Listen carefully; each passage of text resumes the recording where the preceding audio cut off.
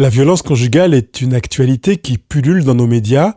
Seulement, la question est de savoir comment éviter ces violences conjugales, dont on peut être parfois submergé et on a l'impression, même quand on est celui qui est violent, d'être victime. Comment la comprendre et comment s'en sortir ?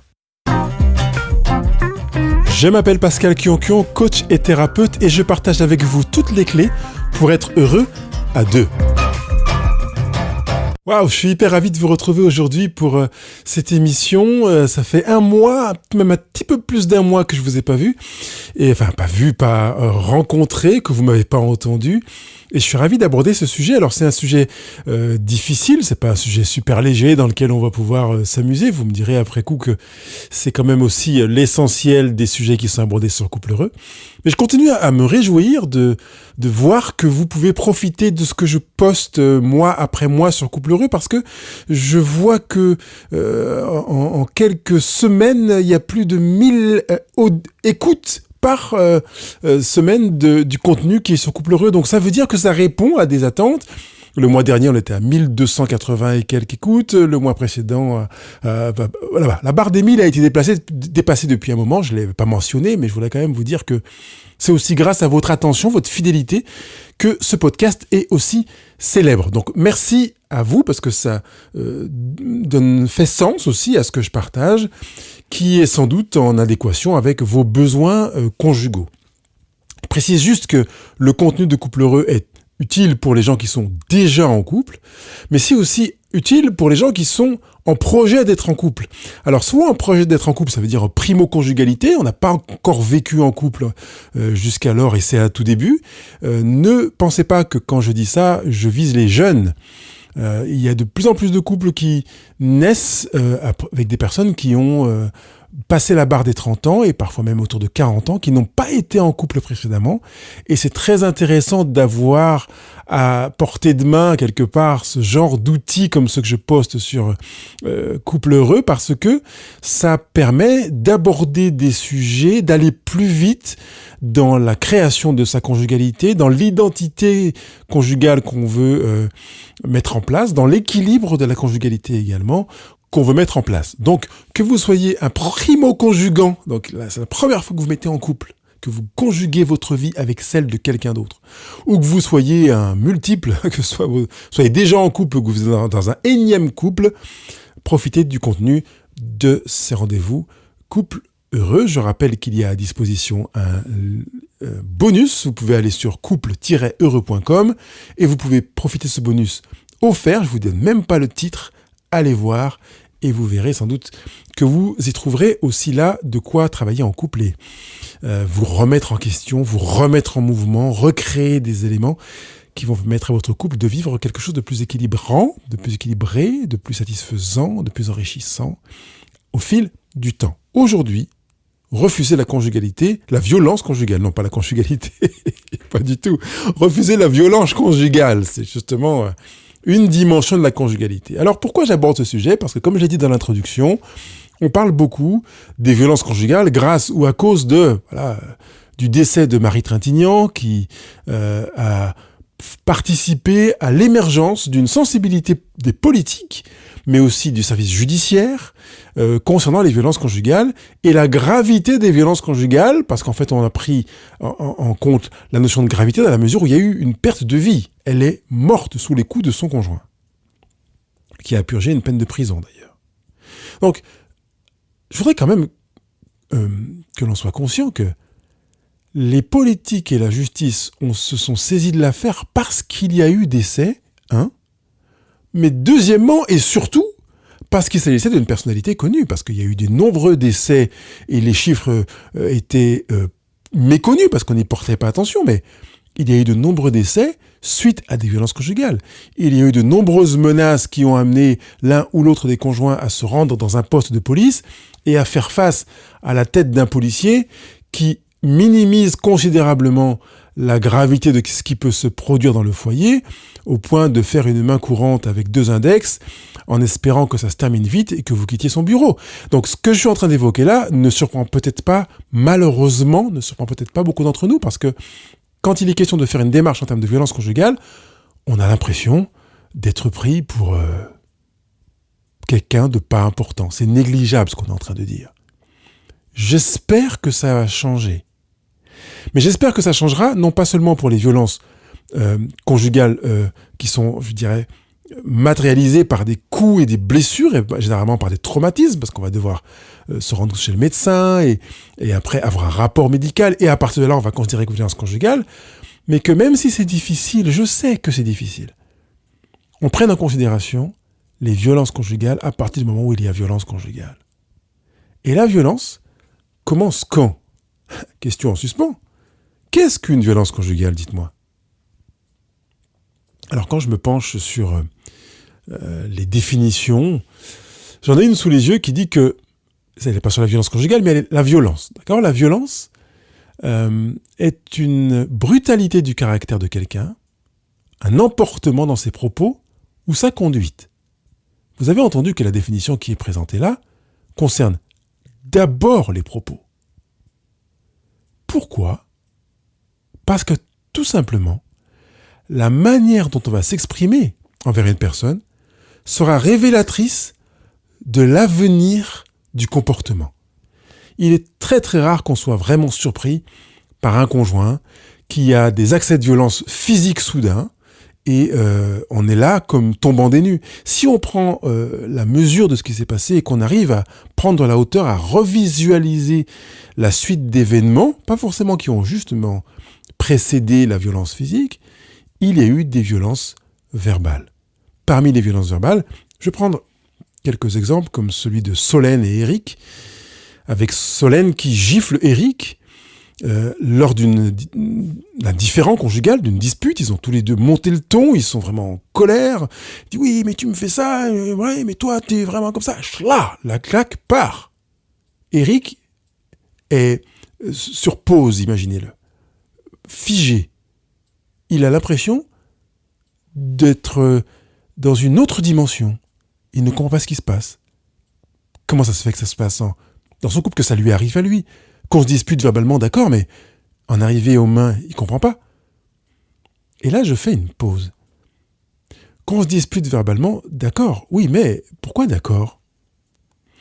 Jusqu'où on sera d'accord sur le fait de se disputer verbalement ? J'aurai l'occasion d'y revenir un peu plus tard, mais je voulais quand même juste souligner que la violence, c'est d'abord dans les paroles et que la manière de se disputer peut être un révélateur de certains éléments. D'ailleurs, quand j'ai des jeunes ou des personnes qui veulent se mettre en couple et qui viennent me demander conseil pour savoir comment choisir leur conjoint, parmi les éléments que je leur partage, je leur dis « Regardez la manière dont votre amoureux, votre amoureuse se comporte avec sa mère, son père, ses frères, ses collègues et ses amis. Ne tombez pas dans le piège de vous retrouver que tous les deux. Voilà, on va au restaurant, on n'est que tous les deux. On part en vacances que à deux. On va se faire une soirée, on est à deux. On part en vacances, en voyage à deux. On part en week-end à deux. Parce que si vous êtes que tous les deux, vous ne pouvez pas voir votre conjoint, qu'il soit il ou un elle ou un yel, parce qu'il y a la nouveauté maintenant, de la même manière que si vous êtes en présence de tiers. C'est très intéressant de voir le comportement en lecture de violence, entre autres, mais sur bien d'autres domaines encore, dans la relation avec les parents, les frères et sœurs, les amis, les collègues et les inconnus. Prenez le temps d'observer et peut-être, dans votre cas aussi, de vous observer, puisque la violence n'est pas forcément dans le camp d'en face. Peut-être êtes-vous concerné par la violence. Et vous savez que votre attitude potentiellement violente vis-à-vis d'un collègue, d'un frère et d'une sœur, d'un voisin, d'un ami ou d'un ennemi, risque de se reproduire avec votre conjoint. Je vais vous le formuler autrement. Il n'y a pas de raison que vous ne soyez pas de la même manière qu'avec vos amis, vos voisins, vos ennemis, votre famille, violent, alors que vous ne le serez pas avec votre conjoint. Par voie de conséquence inévitable, vous le serez avec votre conjoint. Et parfois, quand on est dans l'amour, oh, vraiment, je t'aime, c'est beau, et on se fait croire au fond de soi qu'on sera différent, on ne sera pas aussi violent qu'avec le conjoint précédent, on ne sera pas aussi violent qu'avec son parent, qu'avec sa sœur, qu'avec ça, parce que l'autre en face nous donne l'impression que tout notre monde va chambouler vers le monde des merveilles. Et vous savez que la conjugalité a des phases de décollage, de début de vitesse de croisière, et quand on est en vitesse de croisière, dans la routine quotidienne, C'est là que se manifeste la violence. En général, elle ne se manifeste pas trop dans les débuts. Même s'il y a quelques signes avant-coureurs que j'invite à regarder et j'accompagne là-dessus. Donc, si vous avez besoin d'avoir plus de détails, vous savez comment me trouver, et notamment aussi dans les commentaires de cette émission. Donc, il y a avant tout dans les germes, je dirais, voilà, on va utiliser l'image de la graine, la violence se trouve dans les germes verbaux. Il y a des semences dans la manière dont on s'exprime qui vont faire que ça va porter fruit dans les actes. Ne laissez pas une forme de négligence s'installer quand vous percevez des signaux de violence verbale. Je prends d'ailleurs l'exemple de Sam et Laurie, avec Sam qui a perdu son emploi 2 fois et qui se retrouve à rentrer et à dire à son conjoint, à Laurie, que il a perdu son boulot, son patron l'a viré parce qu'il a fait quelque chose que le patron n'a pas digéré. Donc, entretien préalable licenciement, avec lettre... bref, tout le processus se met en place. Et qu'est-ce que fait Laurie ? Eh bien, elle traite Sam d'incapable, de nul, de loser. Il n'est pas capable, pas fiable. Et c'est une blessure très très forte, d'autant plus que Sam a vécu une situation difficile précédemment. Alors, vous avez remarqué que les 2 exemples que je vous ai donnés, celui de Solène et d'Éric, et celui de Sam et Laurie, montrent que on a 2 exemples de violence qui sont je dirais, entre des mains féminines. J'ai fait exprès. Je ne suis pas en train de dire qu'il n'y a pas de violence des hommes vers les femmes. En plus, je suis un homme, vous m'entendez, vous pourriez dire, oui, mais il est parti pris, il est de ceux qui donnent l'impression que la violence, elle est que féminine. Non, les chiffres sont là. Seulement, les chiffres sont aussi biaisés.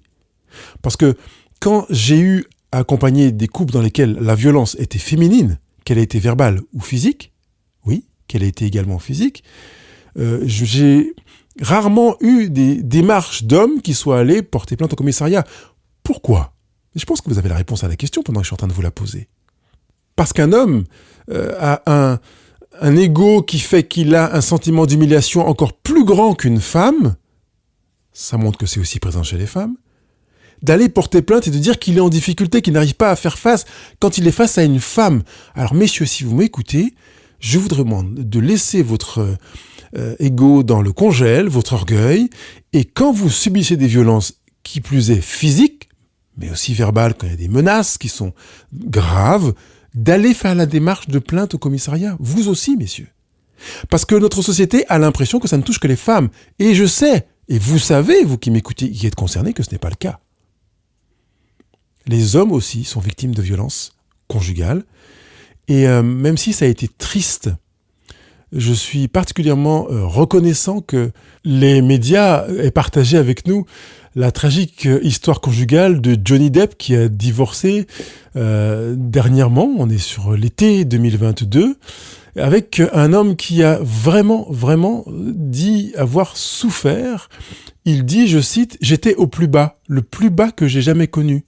Je ne pouvais pas supporter la douleur tous les jours. » On précise que ses proches l'avaient prévenu d'ailleurs des risques de ce qu'il vivait, et il poursuit en disant « Je me versais de la vodka le matin et je commençais à écrire jusqu'à ce que mes larmes emplissent mes yeux et je ne puisse plus voir la page. J'ai essayé de comprendre ce que j'avais fait pour mériter cela. J'ai essayé d'être gentil avec tout le monde, d'aider tout le monde, d'être sincère. La vérité est la chose la plus importante pour moi. » Après avoir mentionné ces propos, je mets des paires de gants pour dire attention, c'est un rapport de médias. Effectivement, normalement, on est in extenso quand on met des guillemets, comme ça a été le cas dans l'article que je viens de vous lire. Mais je reste quand même prudent. Ceci étant, sur le fond, on est là avec un homme qui a subi des violences et qui ont été reconnus par la justice. Je voudrais poursuivre en disant que je n'ai pas voulu dire que les femmes ne subissaient pas de violence. D'ailleurs, pour être transparent avec vous, j'ai eu très très peur le jour où j'ai fait preuve de violence conjugale dans mon couple précédent. C'est arrivé en tout cas 2 fois dont je me souvienne, et où la première fois j'ai frappé la lampe de bureau qui a valdingué dans la pièce, et je me suis dit, Pascal, il y a quelque chose de grave qui se passe. J'avais déjà conscience que quelque chose de grave se passait et en avançant dans le podcast, vous verrez que il y a des éléments que je n'avais pas en maîtrise à l'époque et qui permettent de mieux comprendre la raison pour laquelle j'en suis arrivé à cette violence-là. Mais vous imaginez la symbolique de cette lampe qui a été comme une sorte d'incarnation de mon épouse de l'époque et qui a valdingué dans le bureau. Et puis une deuxième fois où j'ai poussé mon épouse sur le lit et je l'ai poussée tellement fort qu'en arrivant sur le lit, elle s'est tapée la tête sur le mur. J'ai senti une très grosse chaleur et une douleur dans le ventre de me dire mince, elle s'est fait mal. Enfin, je lui ai fait mal, même si c'était pas l'intention. Mais vous voyez que je suis pas spécialement un homme violent et c'est pour ça que je vous partage mon témoignage. Mais on n'a pas besoin d'être quelqu'un de violent pour faire montre de violence. C'est la raison pour laquelle nous avons, je pense, besoin d'être en garde, d'être sur nos gardes tous, en se disant non, c'est pas que pour les autres. Mais en se disant, je peux aussi être concerné par la violence parce qu'il y a des raisons pour lesquelles la violence se manifeste. Pourquoi la violence se manifeste-t-elle, entre autres dans nos conjugalités ? Parce que la violence est à l'opposé de la construction de la conjugalité. Elle est également à l'opposé de ce que nous voulons et que nous appelons l'amour. Elle est à l'opposé de ce que nous pouvons envisager en termes de solution. Je n'ai aucun couple qui m'a dit, en fait, la solution, c'était que je le frappe ou que je la frappe. Par contre, la violence est une forme de manipulation. Et elle est, plus encore, un signe de faiblesse. La violence est un signe de faiblesse. Et oui. Que ce soit pour un homme ou que ce soit pour une femme. D'ailleurs, nous avons dans notre langue française 2 mots qui sont très intéressants et qui se réfèrent justement à la violence avec un radical qui est le verbe battre. Et on peut jouer avec les préfixes ou les pronominaux. Et là, moi, je voudrais mettre en opposition ou face à face 2 verbes, battre et débattre. Quand on est dans la violence, on a la démarche qui consiste à battre l'autre, que ce soit avec des mots, parce qu'on peut déjà être violent avec des mots, comme on l'a évoqué. D'ailleurs, en général, ce sont les prémices des violences physiques. En général, je dis bien parce que c'est pas systématiquement le cas. Parfois, on peut être très surpris.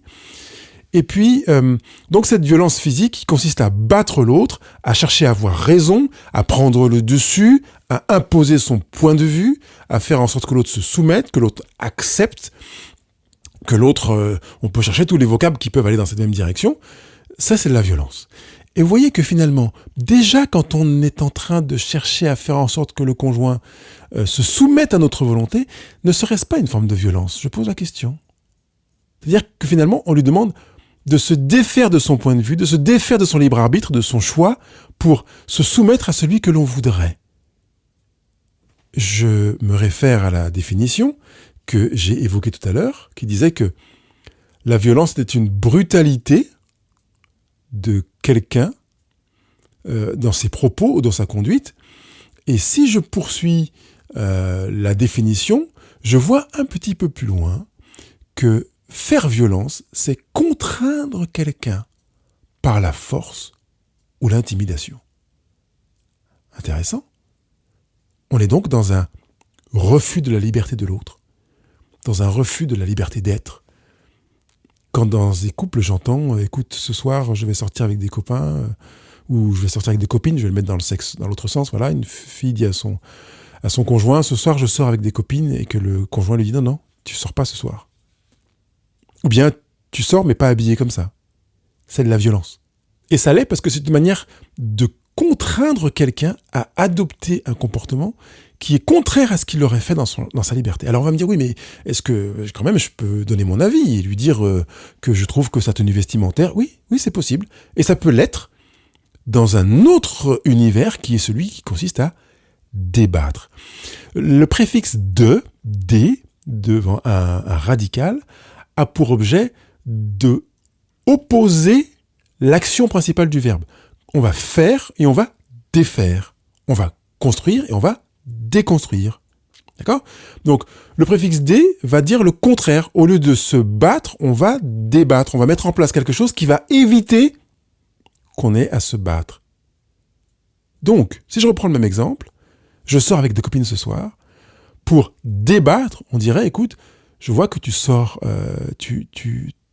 je suis mal à l'aise avec la manière dont tu es habillé. Qu'est-ce qui fait que tu as choisi ces vêtements ? Je serais plus sécurisé si tu étais habillé autrement. Vous voyez que finalement, je suis en train de parler de ma peur.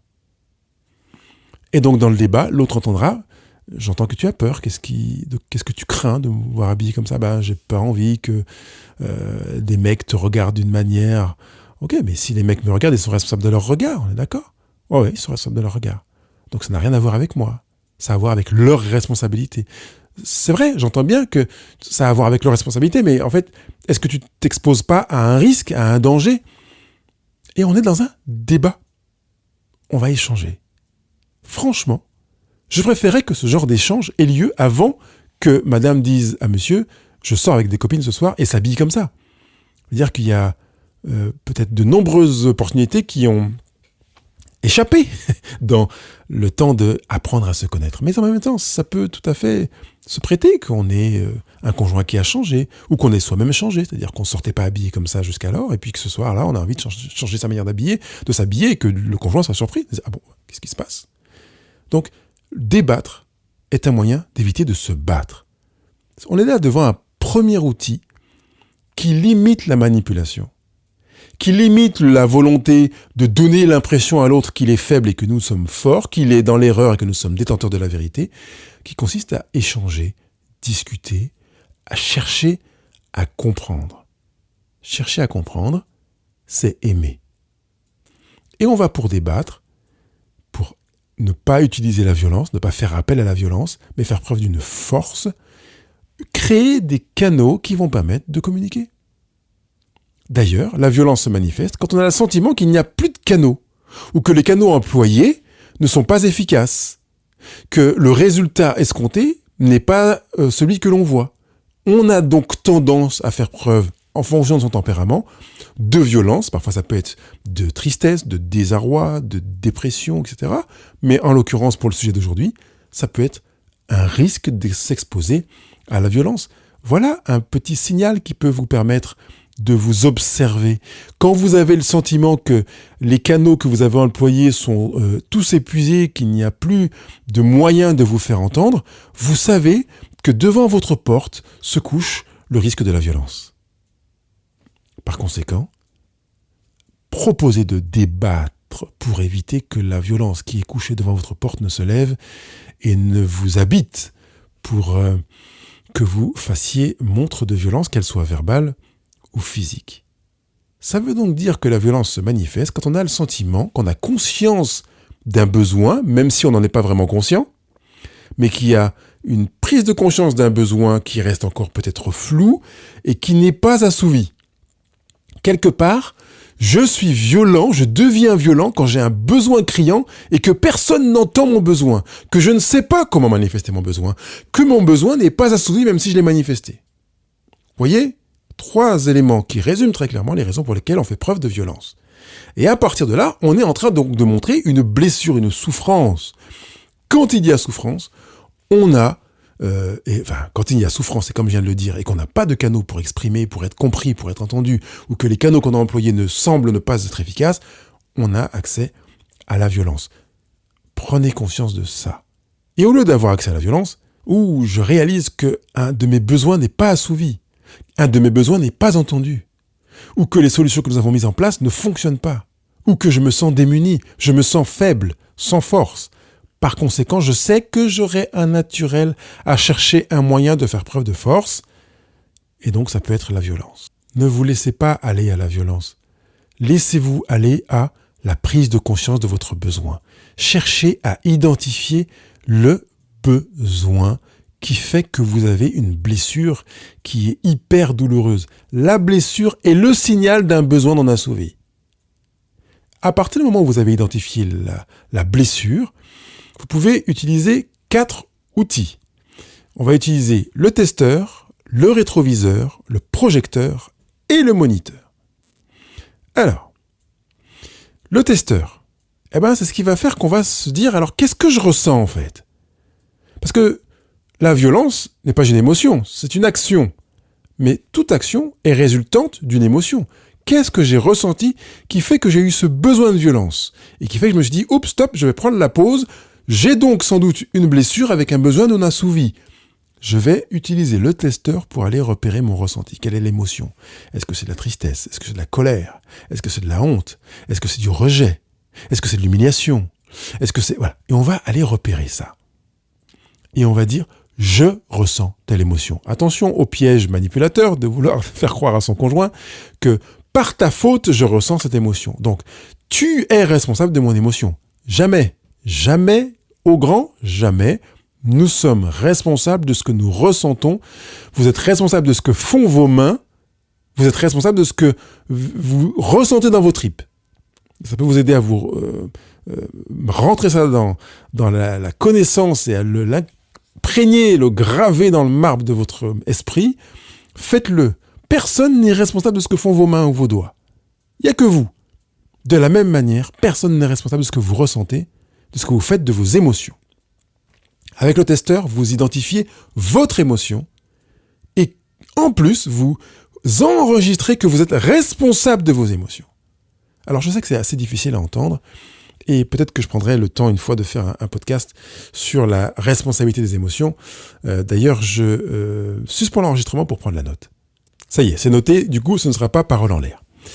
Donc, à partir du moment où vous avez utilisé le testeur, vous savez que vous avez le deuxième outil qui vous attend, c'est le rétroviseur. Le rétroviseur, il vous permet de regarder derrière, de savoir ce qui s'est passé dans votre vie qui fait que vous ressentez la blessure présente. Alors, vous avez le piège de dire, mais en fait, ça n'a rien à voir avec ce qui s'est passé dans ma vie, c'est parce que il ou elle a fait ça, a dit ça, que non, c'est pas vrai. Ne vous racontez pas de bobards. Si vous avez ressenti telle et telle blessure, telle et telle émotion, c'est parce que quelque chose s'est passé dans votre vie. Quand je dis quelque chose, on a l'impression que c'est un singulier, mais on peut mettre des S à tout ça. Il y a des situations passées inscrites dans votre patrimoine personnel qui font que vous agissez de telle manière que vous ressentez l'émotion que vous ressentez.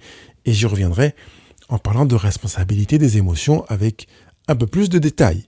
Troisième outil que vous pouvez utiliser, c'est le projecteur. Ça veut dire que vous savez que vu votre manière d'avoir vécu votre histoire avec les émotions et les blessures passées et votre réaction du présent, vous avez de grandes chances de vous projeter d'une manière particulière. Mais vous avez le contrôle sur ce que vous voulez projeter en fait. Vous pouvez choisir de projeter autre chose que ce que votre histoire et votre sensibilité présente vous donnent envie de projeter. Et puis quatrième outil, c'est le moniteur. C'est de vous faire aider en fait. Bah oui, vous pouvez être aidé pour utiliser le testeur. Vous pouvez être accompagné pour utiliser les rétroviseurs, mieux voir ce qui se passe dans le passé, d'autant plus que certaines interprétations peuvent être mal faites. Vous pouvez être accompagné pour repérer les projections que vous avez tendance à faire et en même temps identifier les projections que vous voudriez faire à la place de celles qui se feraient a priori naturellement, mais nous comprenons-nous, il n'y a rien de naturel là-dedans. Et c'est la raison pour laquelle ce quatrième outil peut être le moniteur. Alors comme ça a été le cas avec d'autres couples que j'accompagne, si vous choisissez que je sois votre moniteur pour vous accompagner, ce sera avec joie et un privilège pour moi de le faire. Mais quelle que soit la personne qui vous accompagne, choisissez un moniteur qui soit bienveillant, c'est-à-dire non jugeant. Dans ces 4 outils, vous aurez besoin, pour continuer à nourrir le verbe débattre que nous avons évoqué tout à l'heure, d'apprendre à vous dire, d'apprendre à dire ce que vous ressentez, d'apprendre à dire ce que vous voyez, d'apprendre à verbaliser, choisir des mots, choisir des images et veiller à ce que l'autre entende vos mots et vos images après que vous ayez suffisamment pris conscience de ce que vous avez à dire, que vous soyez suffisamment entendu sur ce que vous avez à dire, pour mettre les choses dans l'ordre, parce que la tendance peut être d'aller se ruer sur l'autre et lui dire, voilà, ceci, cela, je ressens ci, et puis de lui balancer un nuage de boue et de flou. Et donc d'être inefficace dans sa démarche.